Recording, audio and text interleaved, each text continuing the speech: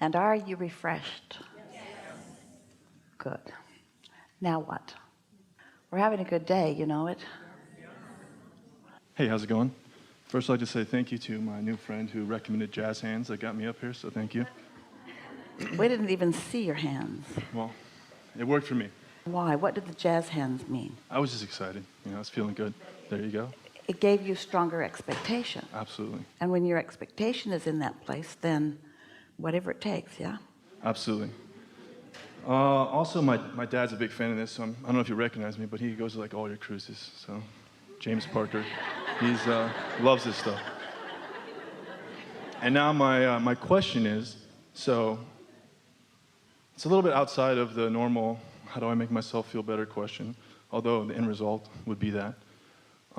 Well, if it were a normal, how do I make myself feel better question, our work would be really easy. That's not the question most people are asking, though. How can I get the car? How can I get the girl? How can I get... That's because it seems that people are confused about what they think they want is how they... If I had money, then I could feel free, versus if I could feel free, I could just feel free. You're exactly right. So it's a little bit of backwards thinking and not understanding that what they want isn't what they want. It's what they... Which you say all the time. We agree. Your dad should go to your seminar. I know.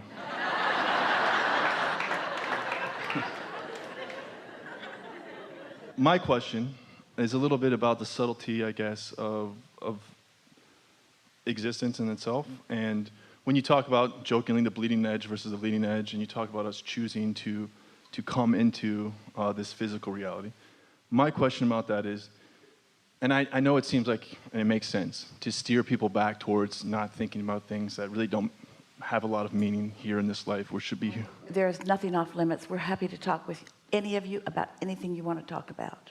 So for me, it seems like knowing if I choose to come here, yes, right, to be physical, to yes, do this, knowing I'm assuming some state of the world, or the historic state of the world, that there's a good chance that contrast and I might get stuck in step one.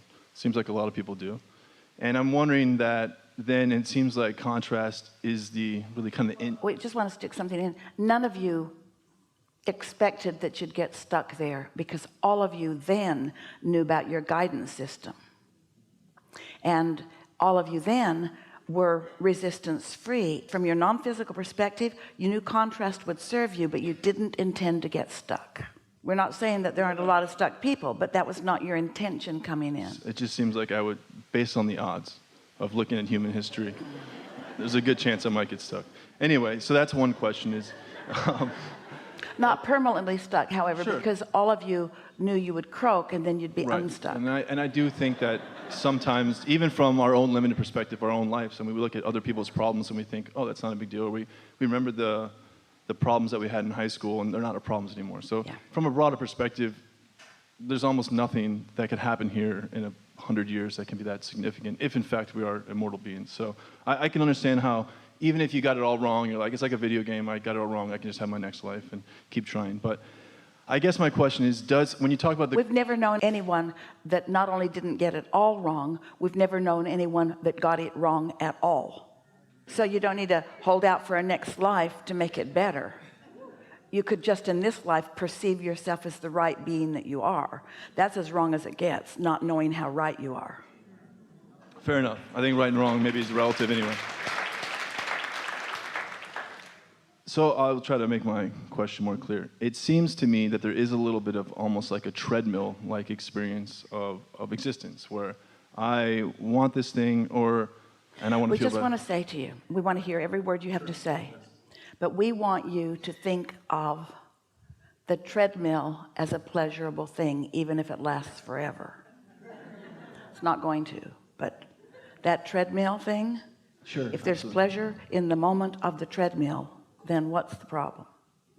Necessarily, I think then this is where I've gotten to my place, that if that's the best I can do, I'm going to make But we know you're reaching for something. Yes, I am. And if we would be quiet, maybe you would get there. Okay. But I'm on the treadmill, you know what I mean?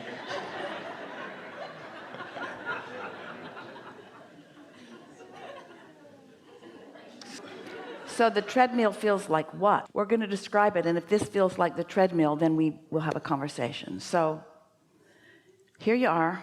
You know what you don't want, you know what you do want. You've launched the rocket. Now you've got choices.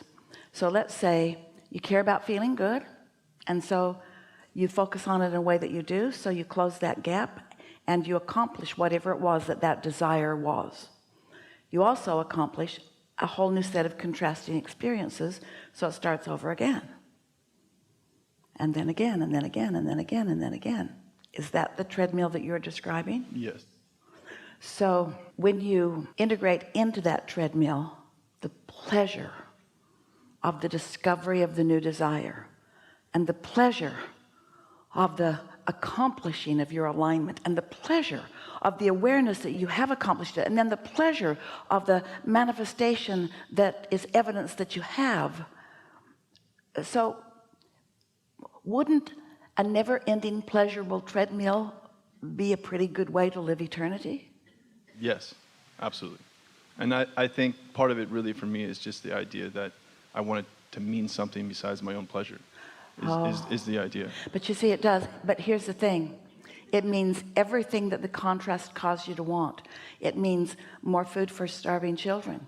It means more love for those who feel unloved. But you've got to enjoy the journey, or you can't tap into the awesome power that can then inspire or influence that.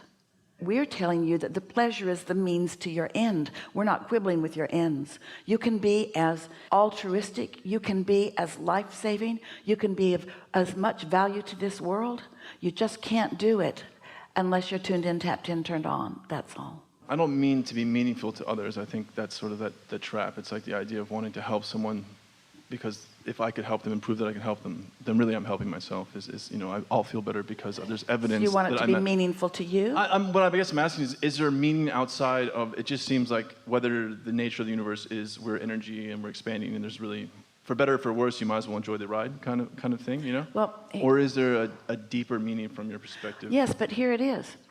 There isn't anything that anyone wants that is for any other reason that they will feel good in the having of it. If you see someone experiencing a plight and you wish for relief. Sure, I get it. We're having a conversation about how to identify the bigness or smallness or greatness of desires. I guess, no, just for me, so it seems like if you take this life, right? Are you annoyed by knowing that you can never get it done? Somewhat, not annoyed. I wouldn't say annoyed.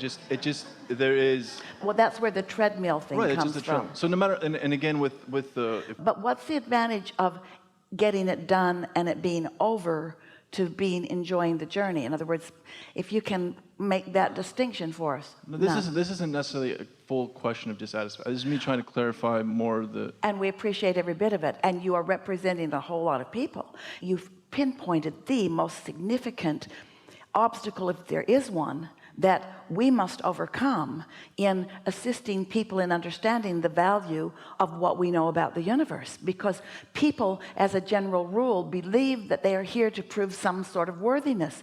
And it's a little upending when we say to them, there's no one requesting your worthiness. And it's like, well, then who am I performing for? Well, for your own satisfaction. Yikes, that isn't enough. I liked it better when it was God and all of my eternity depended on it.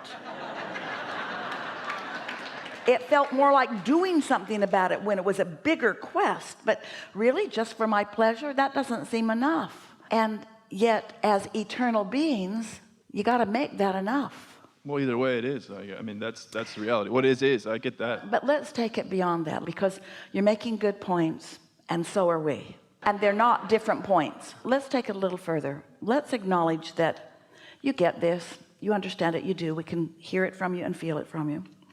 And that you are more and more consistently tuning in, and you have found an easier path to tuning in once you started caring about how you feel, because that made you aware of your guidance. So you figured out earlier which movie you were watching and what influence you were under.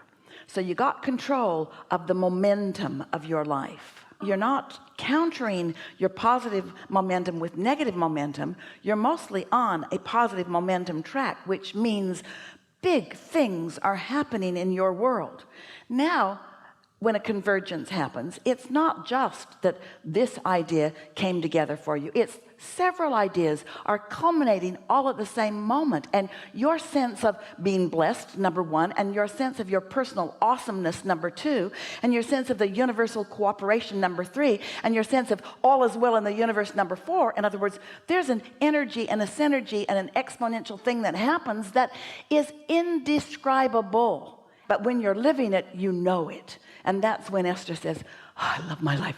I love my life. I love my life. I love my life. I love this moment. You just cannot sometimes even comprehend the bigness of what you've accomplished because you've stayed longer in non-resistant thought.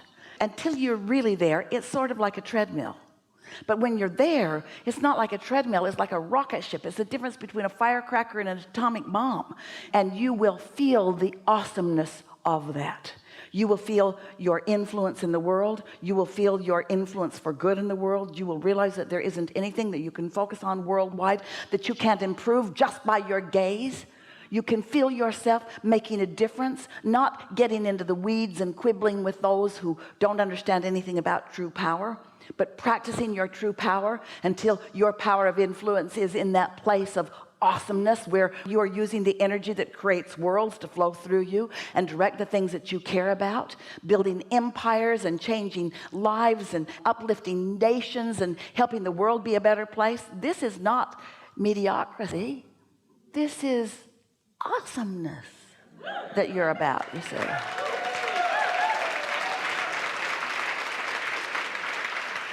It's just that sometimes you feel a little upended when you realize the goal that you thought was the goal isn't the most beneficial goal. Well, early on, I never thought there was a goal, so it wasn't that I was confused about that. You've been altruistic from the moment you hit the ground here. You've cared about being an uplifter right from the get-go.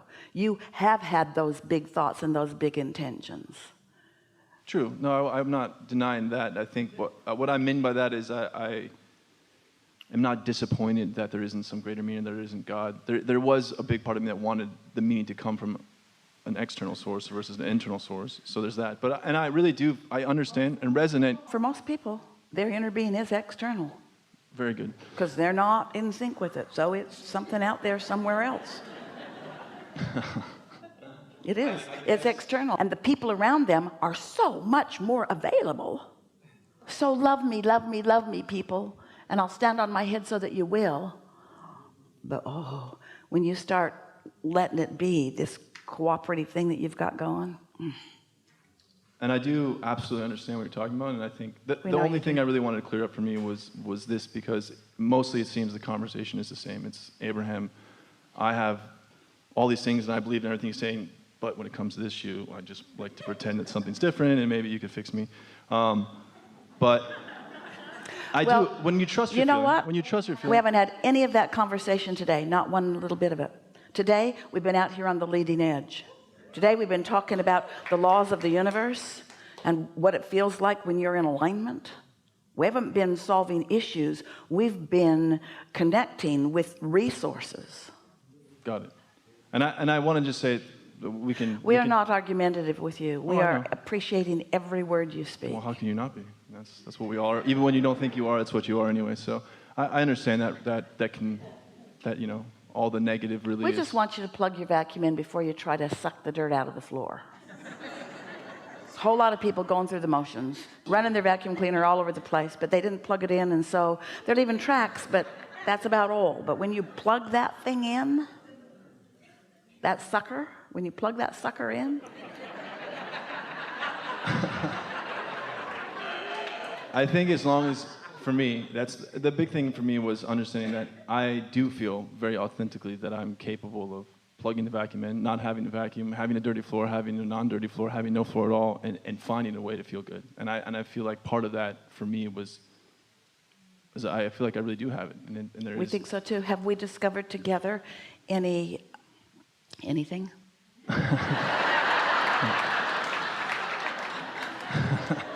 I think, like, my question was, does it matter anyway? And the answer is yes. So, and then yes, you have answered my question enough for me, so we can allow some other people to talk up here. So I have appreciated this time. And thank you.